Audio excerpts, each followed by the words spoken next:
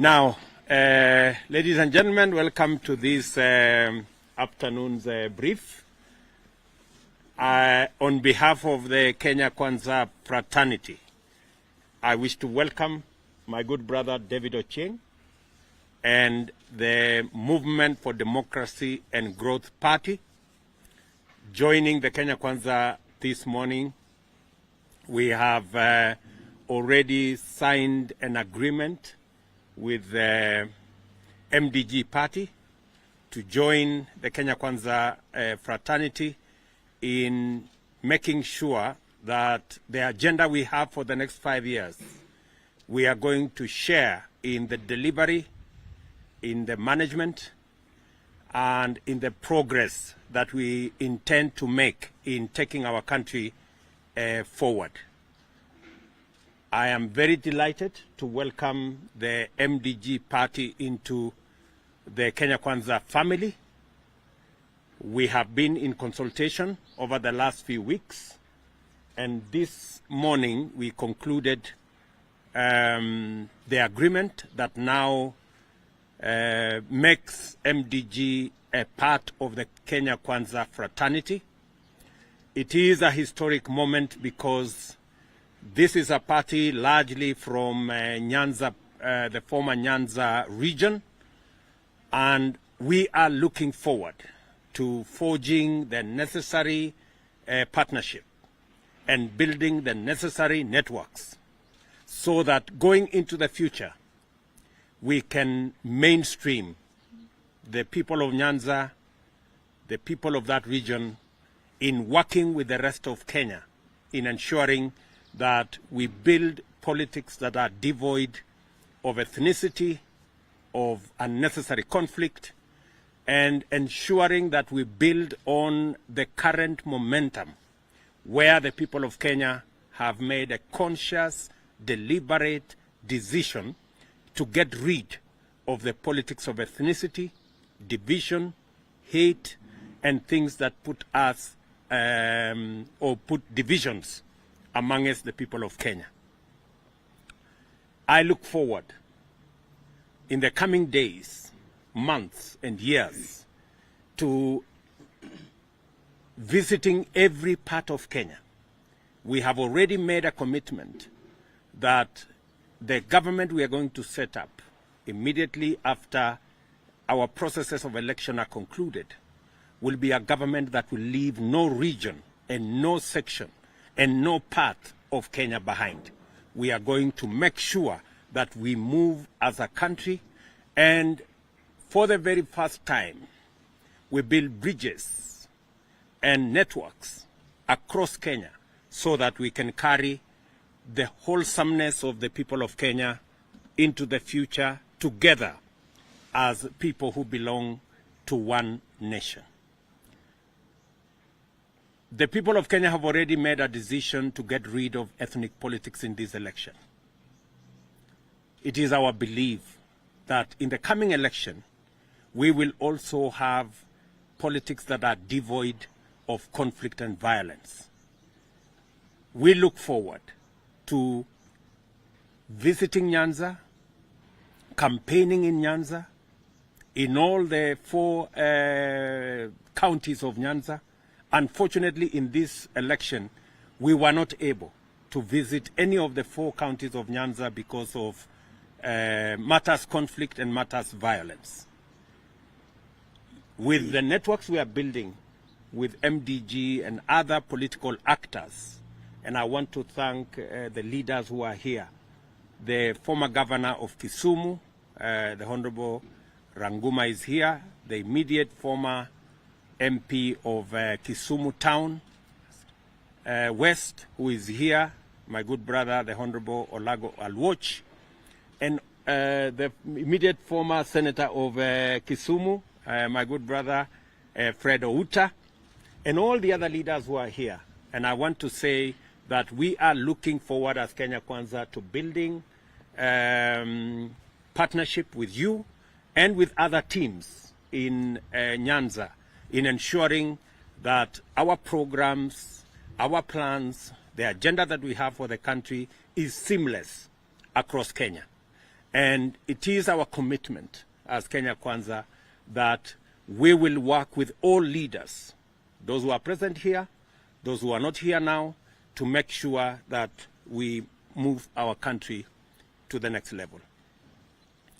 In the same vein, let me take this opportunity and ask our competitors that we want to move the country to the next level. Please allow the judicial system in Kenya to make a determination of the issues that you have taken to court. There is no need, there is no reason why anybody would want to lecture the judiciary on what to do. The judiciary is an independent arm of government. They have the capacity, they have what it takes to make a determination of the issues that have been taken before them. We want to say categorically that we are not building this country around personalities. We are building this country around institutions. And all of us, irrespective of who we are, irrespective of how much power we wield, we must respect institutions. We must build institutions. We are aware that our competitors destroyed the Kivuitu Commission. They destroyed the Hassan Commission. They now are on a mission to destroy the Chebukati Commission. We want to tell them it is not right, and we will not allow them. Because for us to live in a secure, predictable, democratic society, we must build our institutions so that the rule of law overrides the rule of men. And I want to ask all concerned and all of us in this space to give the IEBC its due mandate to do its job. We give the judiciary the space and the opportunity to do their work so that we can begin the journey of building our country and moving Kenya into the future.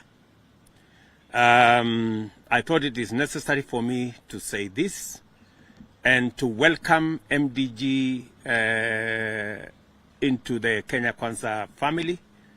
You have my assurance and that of the Kenya Kwanza leadership that you will be an equal member of this family. We're going to work with you, work with the leadership of MDG under my good brother David Ocheng, the party leader, and all the leaders who are here in ensuring that we reach out to every corner of our republic and work with all Kenyans, because it is in working with all Kenyans that we have the best chance to succeed. And let me say thank you very much to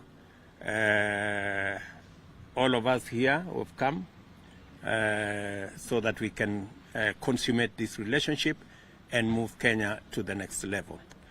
Asanteni sana. Maybe I will ask my good friend David Ocheng to say something before we finalize this ceremony. So, thank you so much, Your Excellency, President-elect. I must say that we are very happy this afternoon to be here. And I must tell you that I believe that MDG is the part of the jigsaw puzzle that's missing in your matrix to govern the country. and that jigsaw puzzle has been found today. And like you said, it's going to be smooth sailing now going forward, because we as MDG believe that most of the things that are in our manifesto, the things that we want to be done to make this country livable, to lower living standards for our people, I mean to make living in this country bearable for our people, to improve agriculture, to improve infrastructure, to ensure that education is as cheap as it can be, lie at the heart of the Kenya Kwanza manifesto. So our coming here today is based purely on finding ourselves in the same policy direction, policy framework, and policy path. And we believe that as a party that is nascent, that is growing, we find umbrage and friendship in Kenya Kwanza, because largely Kenya Kwanza stands for for peace, stands for justice, but above all, stands for all of us growing together without leaving anybody behind. We can never, as a country, grow if even a single part of the country, even a single human being in our country is hungry, lacks, or is in want. And I'm impressed by the fact that you've promised us in our discussions that you're not going to leave anybody behind as you go out in implementing the Kenya Kwanza Manifesto. Number two, and also most importantly, is that as a country, this need to nurture leaders. As we grow the country, we must move from independence through post-independence into the future. And that future can only be there if there's room for nurturing young leaders going forward. I believe that working with you as a party, working with Kenya Kwanza leadership, and I've spoken to all the other party leaders in Kenya Kwanza, I find myself in a place where I'm going to learn so much how things are done and how they are done well. We believe that Kenya Kwanza believes in running an accountable government, a government that respects human rights and the rule of law, a government that stands for justice. And as MDG, as we come in, we will continue insisting, like we've done in our discussions, that nothing will be done out of the legal framework.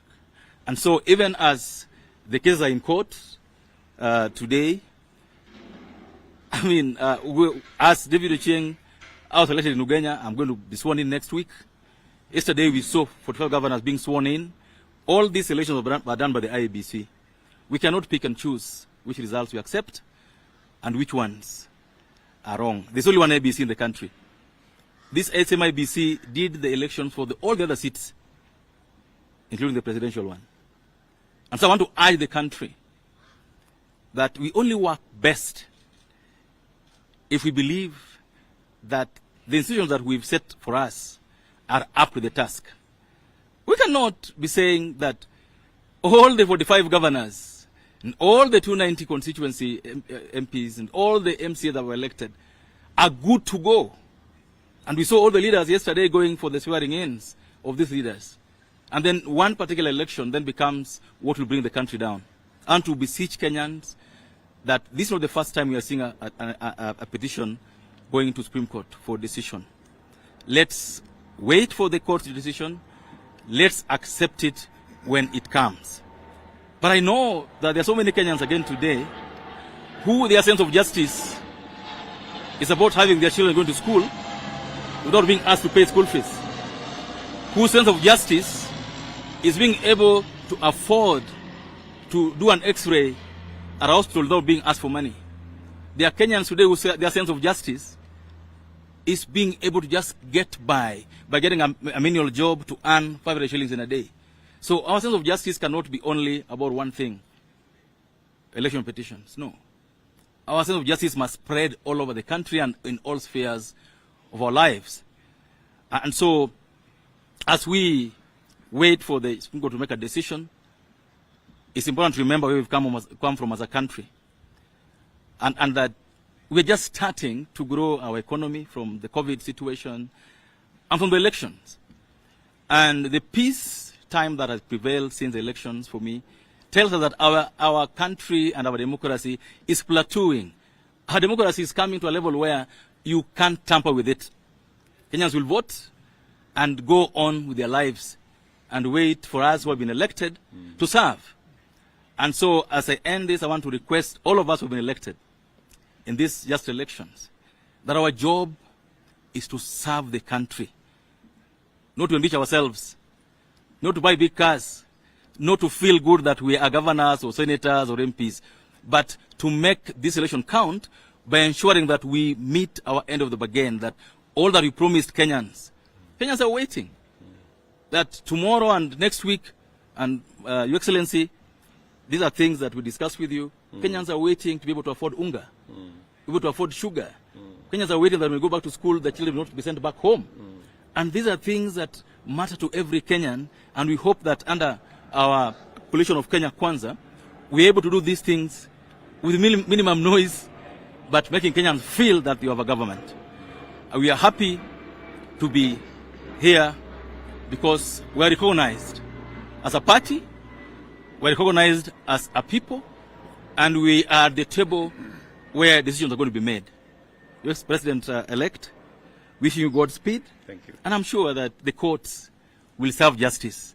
And that, like you've said before, that justice, you'll accept it whether it goes your way or another way.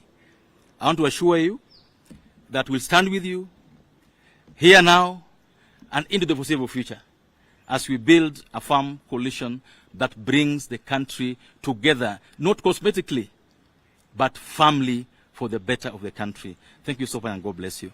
Thank you very much. Ranguma, you want to say something? You're good. Okay. Mwamatangi, you want to say something?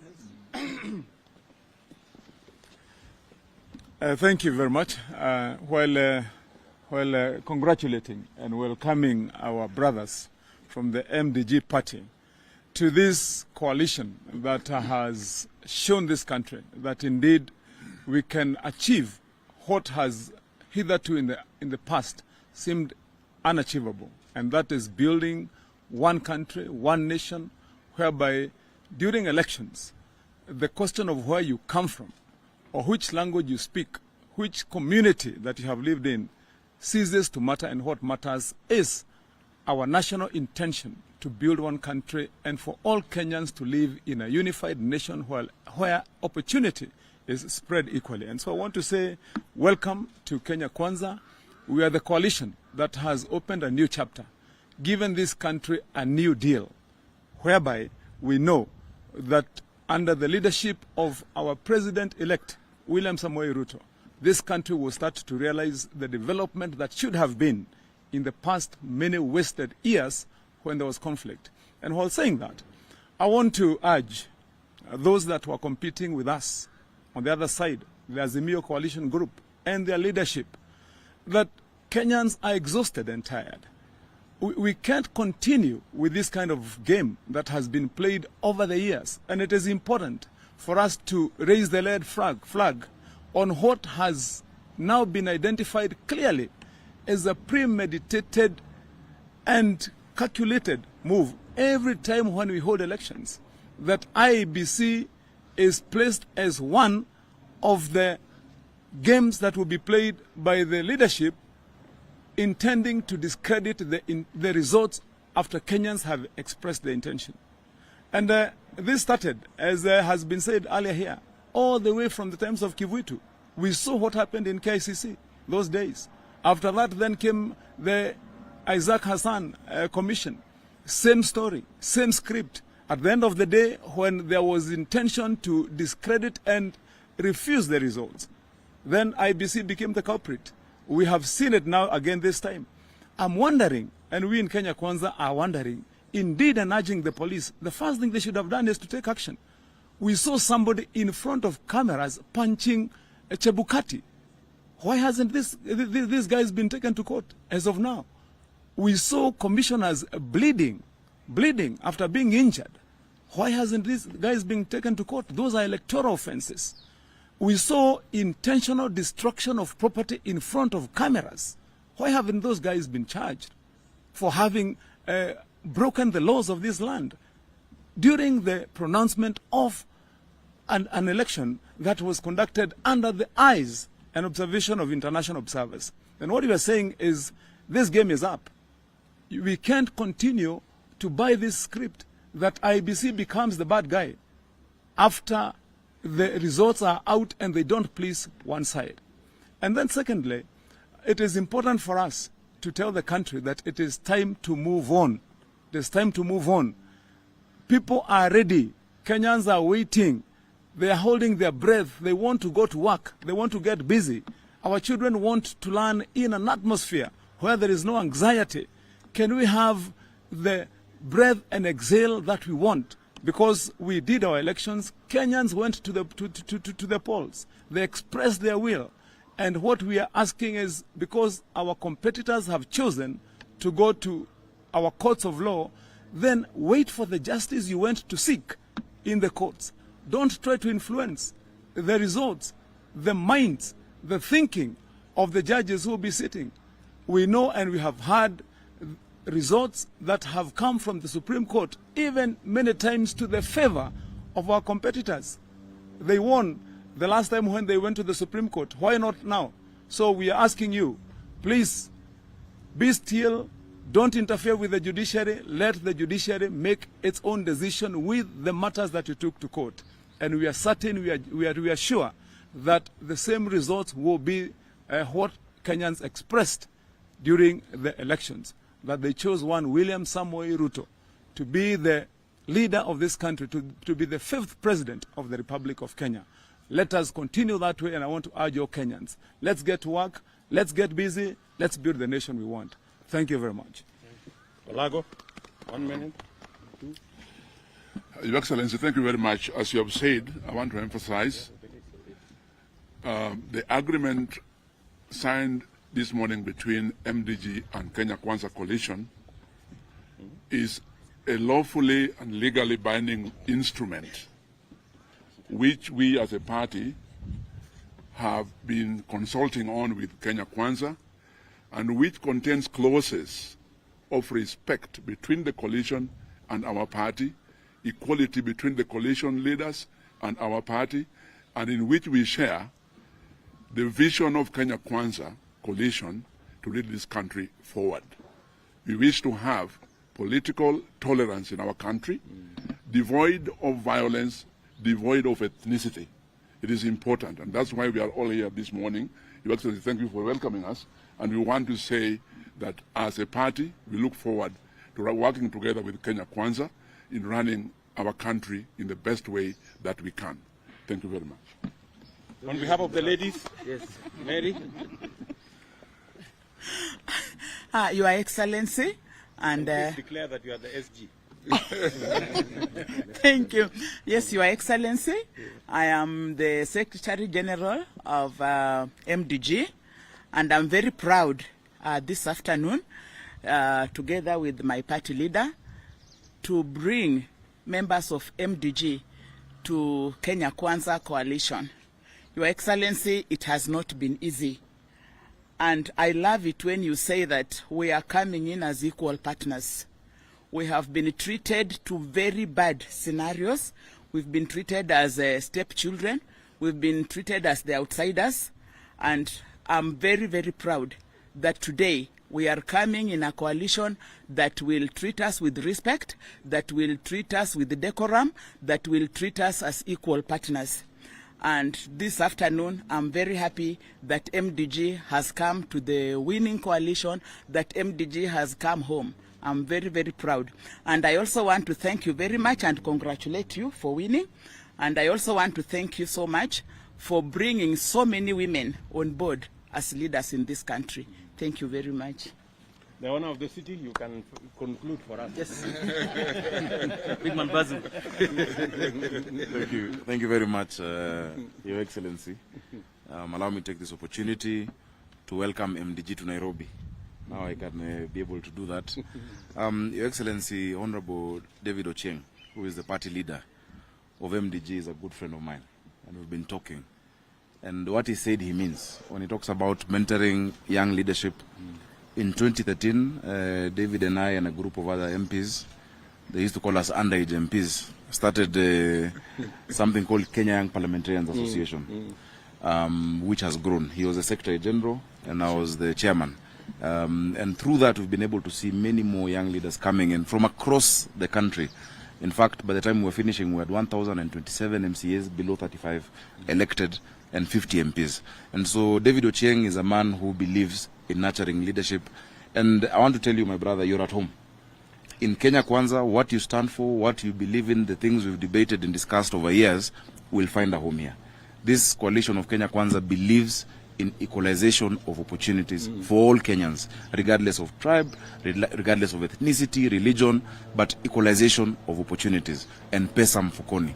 What this country needs today is economic rejuvenation, which is what you believe in, I've discussed with you, which is what President-elect William Ruto in Kenya Kwanza is offering. So you'll find yourselves at home, feel at home. Karibuni Kenya Kwanza.